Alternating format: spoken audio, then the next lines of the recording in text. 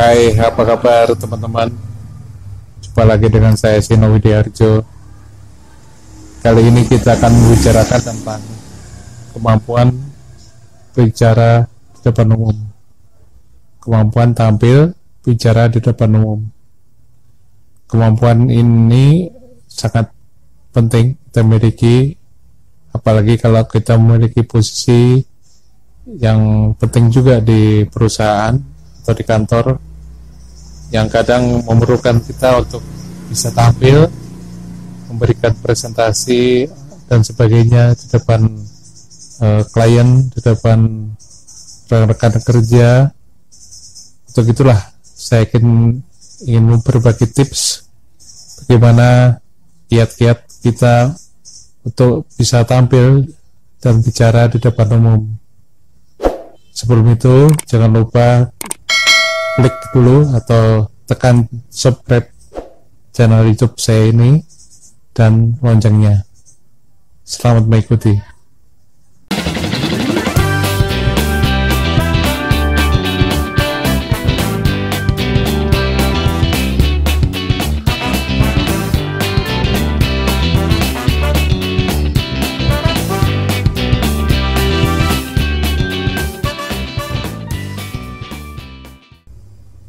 Teman-teman, bicara di depan umum atau tampil bicara di depan umum itu bukan suatu perkara yang sederhana, bukan suatu perkara yang mudah untuk sebagian orang, karena diperlukan suatu kepercayaan diri atau PD ya, manakala kita tampil di depan umum.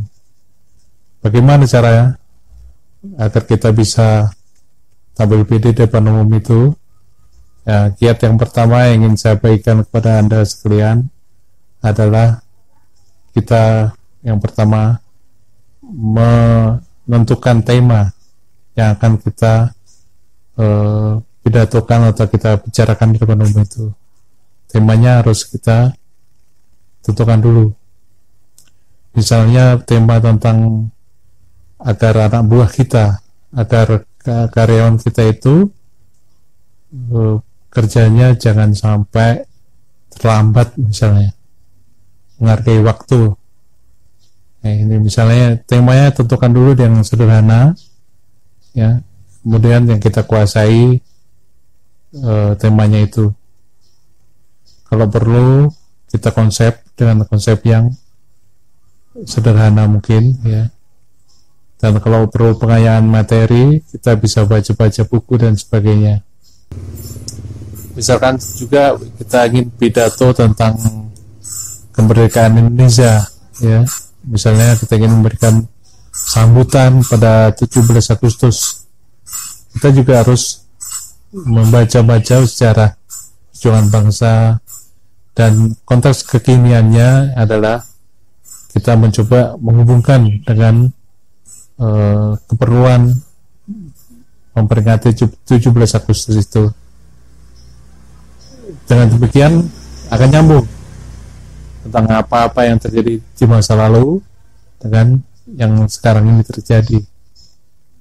Ini diperlukan agar kita memiliki suatu materi ceramah atau pidato itu yang membuat hidup suasananya. Atau temanya tentang hari-hari besar agama, misalkan tentang Maulid Nabi atau tentang Isra Mi'raj ya, itu kalau ceramah agama ya. Atau bukan ceramah agama aja, juga memberi sambutan di lingkungan RT RW ya, di depan Pak Lurah ya, itu juga harus pede ya. Caranya setelah menentukan tema, yang kedua adalah kita berlatih pidato. Berlatih ini bisa seorang diri ya, di depan cermin, di dalam kamar ya, atau di rumah ketika rumah kita sepi, nggak ada yang melihat, atau ada yang melihat juga nggak apa-apa. Anak-anak kita biarin aja, misalnya dia sambil melihat, sambil mentertawakan kita, ya kita biasa saja, nggak usah grogi. sembari sekali-sekali kita melihat teks yang kita bikin itu nanti. Sebelum kita pidato, kita bikin teks sederhana, ya, sesuai dengan temanya, ya. Tapi tidak usah terlalu mendetail di teks itu. Cukup poin-poin yang akan kita pidatokan apa, ya, poin-poinnya saja. Kemudian kita coba berlatih, ya. Lalu setelah kita berlatih, ya, ketika pada saat kita mulai bicara di depan umum itu, kita juga memperhatikan penampilan kita. Kita nggak usah ragu untuk menatap wajah-wajah orang yang melihat kita. Nah, kita kalau berlatih, anggaplah benda-benda mati itu sebagai orang atau manusia yang melihat kita. Mungkin benda-benda mati itu bisa berupa kursi, bisa berupa buffet atau lemari, bisa berupa TV, bisa berupa kipas angin. Anggaplah itu orang-orang yang melihat pidato kita. Ya, tentu kita perhatikan, kita tatap wajah-wajah mereka satu persatu. Jadi jangan nunduk, ya. Memang pertama-tama kita mungkin orang yang kurang pede itu ketika kita bicara itu nunduk, ya. Tapi setelah sering berlatih dan mungkin juga sering tampil di depan umum, kita jadi berani. Saya sendiri, pengalaman saya, memang dibesarkan di masjid, ya. Saya itu dulu takut azan, malu mendengar suara saya sendiri, ya, azan. Tapi kemudian saya berani azan, saya berani menjadi MC taraweh, saya berani kuliah subuh, ya. Saya kemudian berani khutbah Jumat, kemudian berani juga khutbah Idul Fitri yang banyak yang melihat, ya, satu lapangan. Saya itu semua sudah pernah saya alami. Semua itu ditempa dengan suatu kebiasaan atau rutinitas kita. Teman-teman, tips yang berikutnya adalah kalau kita menjadi seorang penceramah adalah membaca buku agar materi yang kita sampaikan itu menarik, ya, dan penuh pengayaan. Bisa buku sejarah, bisa buku tentang perkembangan teknologi, atau tentang bicara juga dari koran-koran, ya. Dari bacaan di koran itu menjadi suatu inspirasi, ya, atau menjadi suatu sumber kita berpidato. Bisa juga dengan cara kita sharing pengalaman dari rumah sampai kantor, itu juga bisa dijadikan suatu inspirasi untuk pidato kita. Saya yakin teman-teman bisa kalau mau berlatih, ya, dan tidak putus asa dalam berlatih. Itu artinya setiap saat, ya, harus ada atau harus tumbuh rasa percaya diri. Memang segala sesuatunya itu dimulai dari hal-hal yang sederhana.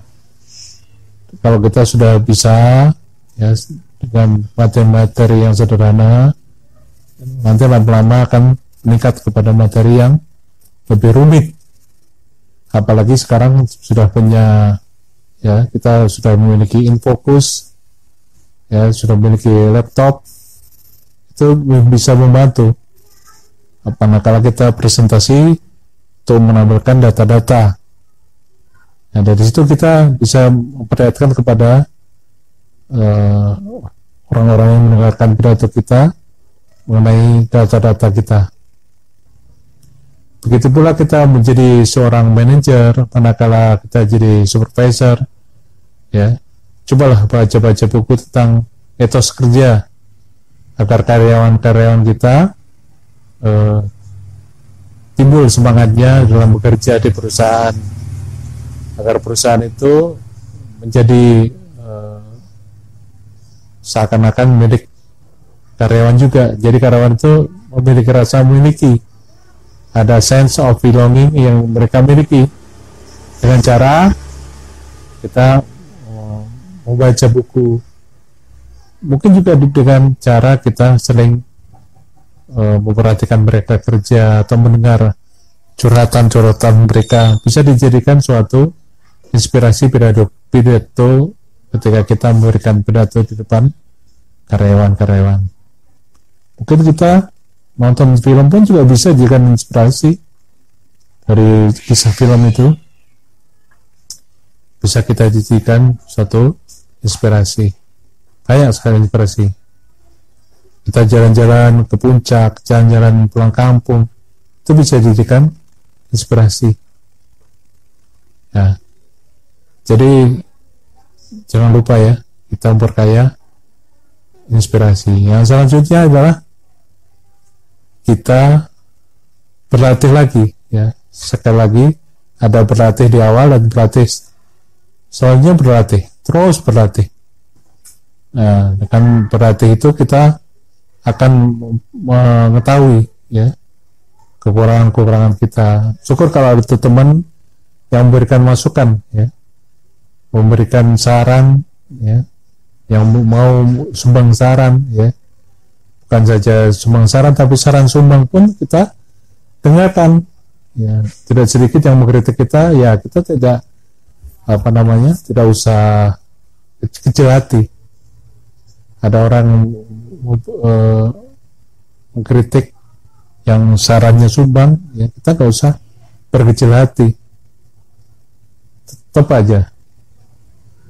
Sebelum ada juga kita presentasi sebuah produk ya, misalkan obat ya, kita harus yakin dulu ya, kita mencobanya dulu, udah pernah, lalu kita sampaikan ke depan umum, kita pidatokan.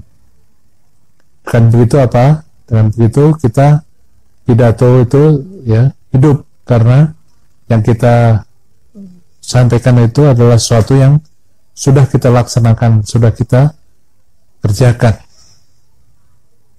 Jadi disinilah perlunya internalisasi ya. Yang tidak kalah penting adalah penghayatan daripada pidato itu, yang saya istilahkan dengan internalisasi. Internalisasi ini penting ya, atau penghayatan ini, agar pidato kita hidup ya. Karena pidato itu sebenarnya suatu bahasa dari hati ke hati, walaupun disampaikan dengan lisan kita, tapi dari hati ke hati. Nah, kalau misalnya kita kurang penghayatan ya, jadi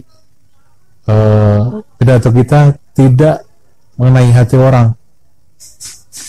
Kita ambil contoh yang gampang saja. Kalau kita bicara pidato itu, kita teringat dengan presiden kita yang pertama, Bung Karno ya. Beliau itu adalah tokoh perjuangan pergerakan ya, sehingga ketika beliau menyampaikan pidato itu memang banyak orang terkesan, banyak orang terkesima, karena beliau memang internalisasi. Karena beliau adalah pelaku, jadi apa yang dia sampaikan itu adalah apa yang dia kerjakan. Satunya kata dengan perbuatan ini yang sulit. Kadang-kadang orang banyak bisa pidato tapi tidak bisa mengamalkan karena kurangnya internalisasi. Ya. Ini sangat penting ya. Sampai kita kemampuan berolah vokal ya kan. Yang gak kalah penting adalah internalisasi. Sekali lagi, pidato atau ceramah yang disampaikan itu harus lahir dari jiwa, harus lahir dari dalam hati kita, dan begitu akan sampai juga ke hati orang yang mendengarkan. Inilah beberapa tips ya yang saya yakin kita semua akan bisa melaksanakannya. Makanya teman-teman, kalau hari ini belum bisa atau belum memiliki percaya diri untuk tampil di depan umum, tidak usah takut. Yang penting kita mau berlatih di awal dan berlatih di akhir. Artinya apa? Artinya tidak ada batas waktu, ya, tidak ada batas waktu untuk bisa. Kalau kita yakin bisa, ya pasti bisa. Kata orang Barat, ya, you can if you think you can, ya. You can if you think you can. Ya. Kamu bisa jika kamu berpikir kamu bisa. Kalau kita belum apa-apa udah bilang, wah mana bisa, nah situ nggak bisa. Ya. Tapi kalau kita yakin bisa dan mau berlatih, ya, saya yakin bisa. Ibarat pisau, makin dilatih makin tajam. Demikianlah beberapa tips yang saya miliki, saya mau saya bagikan kepada teman-teman. Semoga bisa dipahami dan bisa dilaksanakan step by step. Terima kasih atas perhatiannya. Sampai jumpa.